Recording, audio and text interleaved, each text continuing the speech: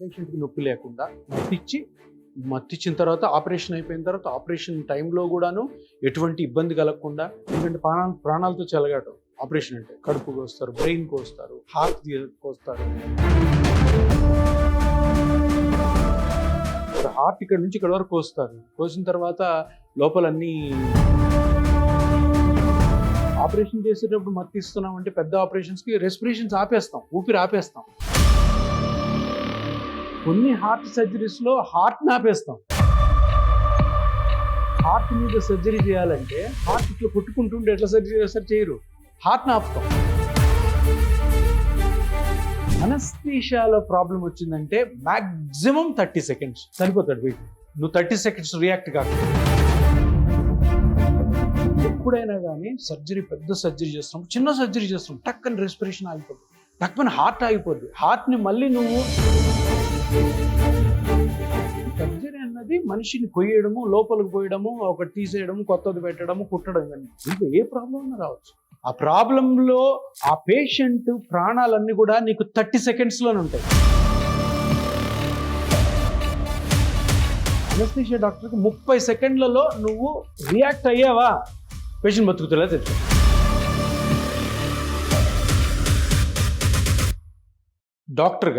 డాక్టర్గా ఎలా ఉంటుందంటే, ఒక ఇనీషియల్గా ఎంబీబీఎస్ చదువుతాం, దాని తర్వాత ఎండీ చేస్తాం, స్పెషాలిటీ చేస్తాం, చేసిన తర్వాత ఏదో ఒక ప్రాక్టీస్ చేయాలి, ఎందుకంటే మనకి ఫుడ్ బ్రెడ్ అండ్ బటర్ దొరకాలి కదా. తర్వాత కొన్ని రోజుల తర్వాత ప్రాక్టీస్ సక్సెస్ అవుతాం. సక్సెస్ అయ్యాక ఒక 50 years అట్లా వచ్చిన తర్వాత మన పర్సెప్షన్ మారుతుంది. అంటే ఇంకేమైనా కొత్తగా చేయొచ్చా, ఇంకేమన్నా ఇప్పుడు జరుగుతున్న ట్రీట్మెంట్స్ కంటే సులభతరమైన ట్రీట్మెంట్స్ ఏమైనా ఉన్నాయా అన్న కాన్సెప్ట్ కొంతమందిలో వస్తుంది. వాళ్ళలో ఒక 9 వచ్చు. నాకు వచ్చిన ఒక ఐడియా ఏంటంటే, నేను అనస్థీషియా డాక్టర్ని. అనస్థీషియా డాక్టర్ అని తెలుసుంది కదా, చాలామంది సర్జన్స్కి, చాలా ఆపరేషన్స్కి పేషెంట్కి నొప్పి లేకుండా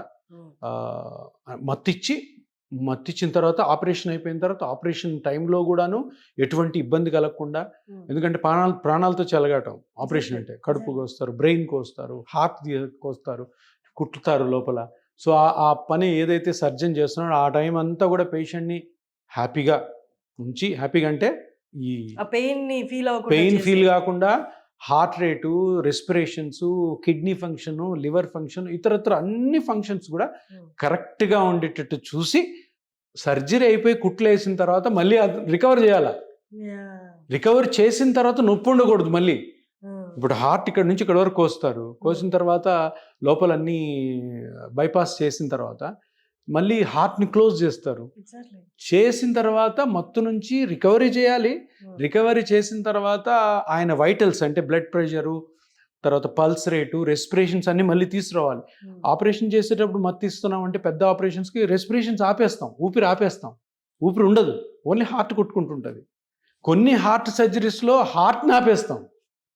హార్ట్ ఆపి, ఇప్పుడు హార్ట్ మీద సర్జరీ చేయాలంటే హార్ట్ ఇట్లా కొట్టుకుంటుంటే ఎట్లా సర్జరీ చేస్తారు, చేయరు, హార్ట్ని ఆపుతాం. సో హార్ట్ని ఆపి మళ్ళీ హార్ట్ని స్టార్ట్ చేయించాలా, రెస్పిరేషన్స్, బ్రీతింగ్ ఆపి బ్రీతింగ్ని మళ్ళీ స్టార్ట్ చేయించాలా.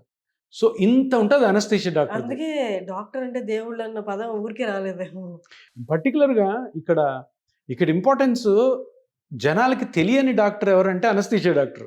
హార్ట్ సర్జను నా హార్ట్ కోసి లోపల కుట్లేసి మళ్ళీ హార్ట్ని మళ్ళీ క్లోజ్ చేసి నన్ను బతికిచ్చాడు అనుకుంటారు, కానీ ఆ బ్రతికించడం వెనకాల ఎంతో ఇంపార్టెంట్ ఫ్యాక్టర్ ఎవరు అంటే అనస్థీషియా డాక్టర్.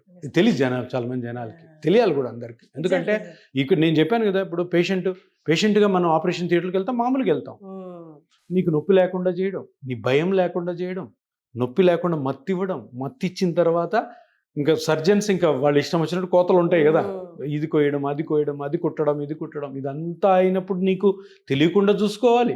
తర్వాత నీ వైటల్స్ అంటే బ్లడ్ ప్రెషర్, ఇవన్నీ కూడా నార్మల్గా ఉండాలి. టక్కని బ్లడ్ ప్రెషర్ పడిపోతుంటుంది, కొన్నిసార్లు టక్ టక్ టక్ టక్ హార్ట్ స్టాప్ అవుతుంది, మళ్ళీ హార్ట్ని పికప్ చేయాలి. హోల్ ఆపరేషన్ జరుగుతున్న ప్రాసెస్లో మీరు థియేటర్లోనే ఉంటారా? థియేటర్లో కాదు, పేషెంట్ అతుక్కొని ఉంటాం. అందుకే ఒక సెకండ్ అటు ఇటు జరిగిన అనస్థీషియాలో, అంటే మత్తిచ్చి పేషెంట్కి ఆపరేషన్ చేస్తున్న టైంలో ఏదన్నా ప్రాబ్లం వస్తే సర్జన్కి ఏదైనా ప్రాబ్లం వచ్చింది అనుకో, ఇప్పుడు కడుపు ఓపెన్ చేసి ఏదో చేస్తుంటే చిన్న బ్లడ్ వెజల్ కట్ అయింది అనుకో, బ్లీడింగ్ అవుతుంది. ఆయనకి టైం ఉంటుంది, ఎందుకంటే ఆ బ్లడ్ వెజల్ని ఇట్లా పట్టుకొని తర్వాత మళ్ళీ సూచర్ తీసుకొని నెమ్మదిగా వేసి, సో నీకు 1/2 అవర్ వరకు కూడాను ఎంత ప్రాబ్లం సర్జరీలు వచ్చినా కూడాను నీకు టైం ఉంటుంది. అనస్థీషియాలో ప్రాబ్లం వచ్చిందంటే మ్యాక్సిమం 30 సెకండ్స్ చనిపోతాడు పేషెంట్, నువ్వు 30 సెకండ్స్ రియాక్ట్ కాకపోతే. అంత risky job anaesthesia job. So ఈ జాబ్ జనాలకి ఎవరికి తెలియదు. అదందరూ ఏమంటారు సర్జనే చేశాడు అనుకుంటారు, కాదు. సర్జరీ చేస్తున్నప్పుడు సపోర్ట్. కానీ ఎప్పుడైనా కానీ సర్జరీ, పెద్ద సర్జరీ చేస్తున్నప్పుడు, చిన్న సర్జరీ చేస్తున్నాం, టక్కని రెస్పిరేషన్ ఆగిపోద్ది, టక్కని హార్ట్ ఆగిపోద్ది, హార్ట్ని మళ్ళీ నువ్వు రీస్టార్ట్ చేయకపోతే అయిపోయాయి. అలాగే ఇప్పుడు ఆపరేషన్ చేస్తున్నప్పుడు ఆపరేషన్ మత్తు ఎక్కువయ్యి, మత్తు వికటించి మనిషి చనిపోయాడని వింటుంటాము న్యూస్లో, అవన్నీ ఇవే.